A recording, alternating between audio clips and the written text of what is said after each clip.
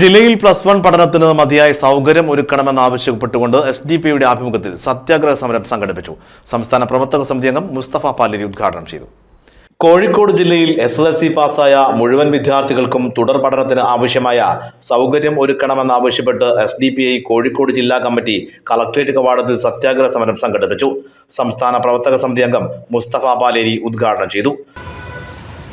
തെക്ക് മുതൽ വടക്കും, വടക്കു നിന്ന് തെക്കും എന്നുള്ള രീതിയിൽ ഇന്ന് നടന്നുകൊണ്ടിരിക്കുമ്പോൾ നമ്മുടെ വിദ്യാഭ്യാസ മേഖല കൈകാര്യം ചെയ്യുന്ന ഇടതുപക്ഷ ജനാധിപത്യ മുന്നണി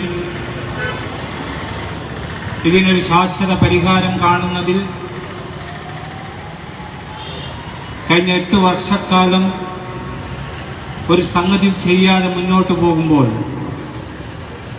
ഇത് കണ്ടില്ല എന്ന് നടിക്കുവാൻ സോഷ്യൽ ഡെമോക്രാറ്റിക് പാർട്ടി ഓഫ് ഇന്ത്യക്ക് കഴിയില്ല എന്നുള്ളതാണ് ഈ അവസരത്തിൽ ഞങ്ങൾക്ക് ഓർമ്മപ്പെടുത്തുവാനുള്ളത്. നിങ്ങൾ ആലോചിച്ചു നോക്ക്, എത്ര പ്രയാസങ്ങൾ നിറഞ്ഞ രീതിയിലാണ് നമ്മുടെ മക്കൾ വിദ്യാഭ്യാസം നേടിക്കൊണ്ടിരിക്കുന്നത്.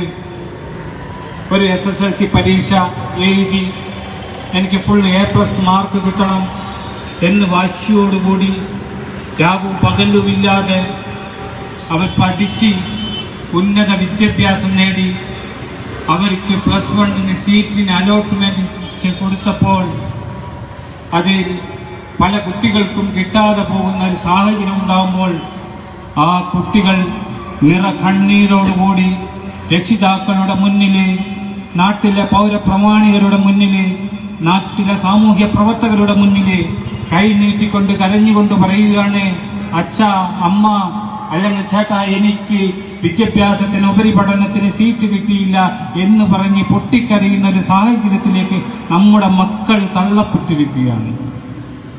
ആ മക്കൾ കരഞ്ഞുകൊണ്ടിരിക്കുകയാണ്, എനിക്ക് പഠിക്കാൻ ഉപരിപഠനത്തിന് അർഹത കിട്ടിയിട്ടും എനിക്ക് സീറ്റില്ല എന്ന് പറഞ്ഞുകൊണ്ട് കരഞ്ഞുകൊണ്ടിരിക്കുകയാണ്. മലബാറിനോട് ഇത്രയധികം ക്രൂരത കാട്ടുന്ന സമീപനം എന്താണ് മാറി മാറി ഭരിക്കുന്ന ഗവൺമെന്റുകൾ ചെയ്യുന്നത് എന്നുള്ളത് നാം ആലോചിച്ചിട്ട് നമുക്ക് ഒരെത്തും പിടിയും കിട്ടുന്നില്ല.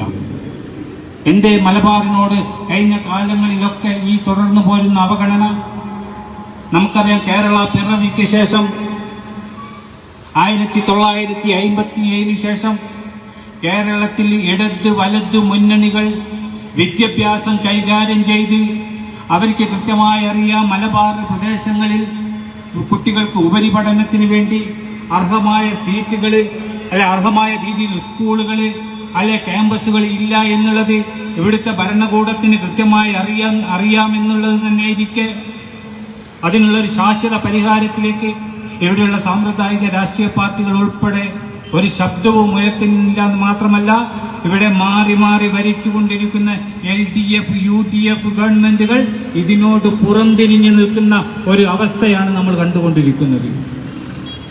നമുക്കറിയാം, കേരളത്തിൽ മലബാറിൽ ഏറ്റവും കൂടുതൽ സീറ്റ് നിഷേധിക്കപ്പെട്ടിരിക്കുന്നത് മലപ്പുറത്താണ്. മലപ്പുറത്തിന് എക്കാലവും പ്രതിനിധീകരിച്ചു പോയിരിക്കുന്നത് ഇന്ത്യൻ യൂണിയൻ മുസ്ലിം ലീഗാണ്. ഇന്ത്യൻ യൂണിയൻ മുസ്ലിം ലീഗാണ് കേരളത്തിലെ ഏറ്റവും കൂടുതൽ വിദ്യാഭ്യാസം കൈകാര്യം ചെയ്തിരിക്കുന്നത്. ആ മുസ്ലിം ലീഗിന്റെ വിദ്യാർത്ഥി സംഘടനയായ MSF പോലും ഇപ്പോൾ തെരുവിലിറങ്ങിക്കൊണ്ട് പറയുകയാണ്, +1 സീറ്റില്ല, സീറ്റ് അനുവദിക്കണമെന്ന്. എവിടെ പോയി ET മുഹമ്മദ് ബഷീർ, എവിടെ പോയി നാലകത്ത് സൂപ്പി, എവിടെ പോയി അബ്ദുൾ റബ്ബ്, എവിടെ പോയി മറ്റ് നേതാക്കന്മാരൊക്കെ? ഇവരൊക്കെ കൈകാര്യം ചെയ്തിരുന്ന വിദ്യാഭ്യാസം ഇന്ന് കേരളത്തിന്റെ മലബാറിൽ അന്യം നിന്നു പോകുന്ന രീതിയിലേക്ക് കേരളത്തിലെ കുട്ടികൾക്ക് പഠിക്കാൻ ഉപരിപഠനത്തിന് അർഹതയില്ല എന്ന് പറഞ്ഞാൽ ഈ പറയുന്ന രാഷ്ട്രീയ പാർട്ടികൾക്കൊക്കെ ഉത്തരവാദിത്തമില്ലേ? എന്നിട്ട് ഇവര് തെരുവിലിറങ്ങിയിട്ട് പറയാണ് ഇപ്പോൾ സീറ്റില്ല പഠിക്കാനെന്ന്. ആരാ കഴിഞ്ഞ കാലങ്ങളിലൊക്കെ ഭരിച്ചത്?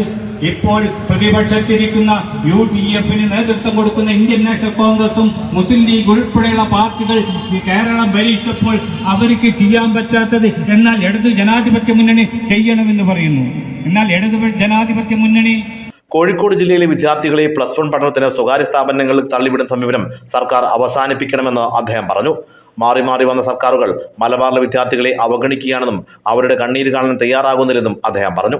ജില്ലാ പ്രസിഡന്റ് മുസ്തഫ കൊമേരി അധ്യക്ഷയായിരുന്നു. ഗ്രോവാസു സമരാംഗങ്ങൾക്ക് ഷാൾ അണിയിച്ചുകൊണ്ട് സമരത്തെ അഭിവാദ്യം ചെയ്തു. C news, Kozhikode.